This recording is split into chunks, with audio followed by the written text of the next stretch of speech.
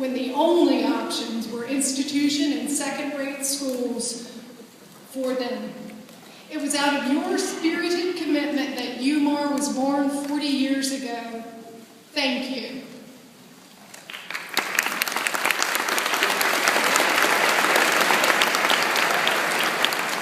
Your passion continues to fuel UMAR as we offer high-quality services today to over 350 people. I have been blown away by the sacrifice and dedication that you have made for your children, your friends' children, and especially for those participants who don't have families to support them emotionally or financially. You have given voice to their needs. You have redefined what it means to have a diverse community, one that includes people of all abilities.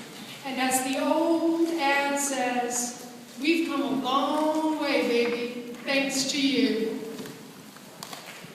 Back in the day, how many of you would have predicted that this winter I would have attended an opening at the McCall Center for Visual Arts and not only seen Sean and a dozen participants and families, but a collaborative work of his and his colleagues at the Charlotte Art Program? Or that so many of our residents would be valued co-workers like Nick at Harris Teeter, setting the standard for his colleagues at work.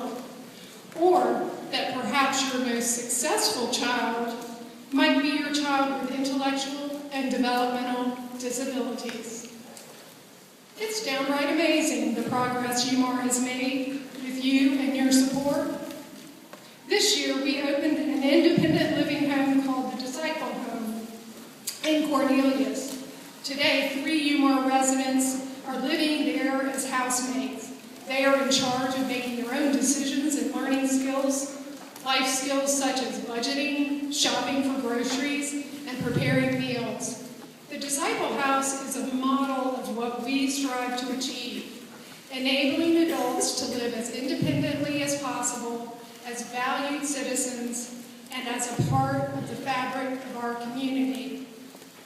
We also opened another art center patterned after our incredibly successful Charlotte Arts Program in downtown Lincolnton, right on Main Street, across from, you guessed it, the Methodist Church. It's shocking to think about what the lives of our participants might be like today without your efforts. If it wasn't for your early, loud, and vocal calls for good quality care, there just wouldn't be any services. And it's important to know that while we are proud of our history and our successes, there are many opportunities and challenges ahead. Challenges such as increasing demand for our programs while simultaneously having funding for these services at risk due to the state budget crisis. Today, the Department of Health and Human Services, which funds services to individuals with intellectual and developmental disabilities, is $300 million behind budget. What does this mean? It means that UMAR is charged to do more with less. Not all our residents have families with the means to provide them with extra support, and it is the charitable dollars that we will raise here today that allow us to provide care to all, regardless of need. Amid the budget cuts, the state is going through the most dramatic change in how services to our population are provided in over 50 years. This is an attempt to increase quality while controlling skyrocketing Medicaid and Medicare costs, and it will move our programs under a managed care system. This fundamental shift in our operating environment will mean that in the next 2 years, many providers will no longer be able to be in business. And in fact, the state will begin to close the networks of providers so that only those with efficient business models and who have met rigorous requirements which demonstrate quality and positive outcomes will remain. Honestly, most agencies cannot afford to meet those demands. Within this change, UMAR is strategically positioning itself to adapt to the changes while maintaining best practice care for every participant.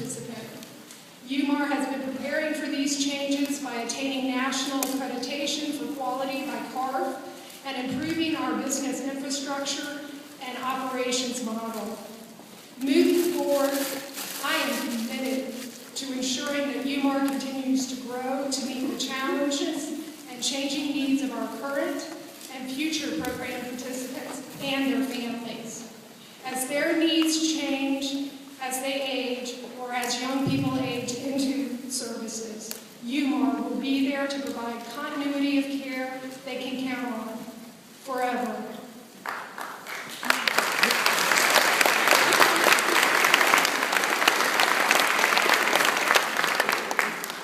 I'm really here to honor you early rabble-rousers and get you active again, because today we're calling on you to lend your time, your talent, and your treasure as we move into this new and challenging time.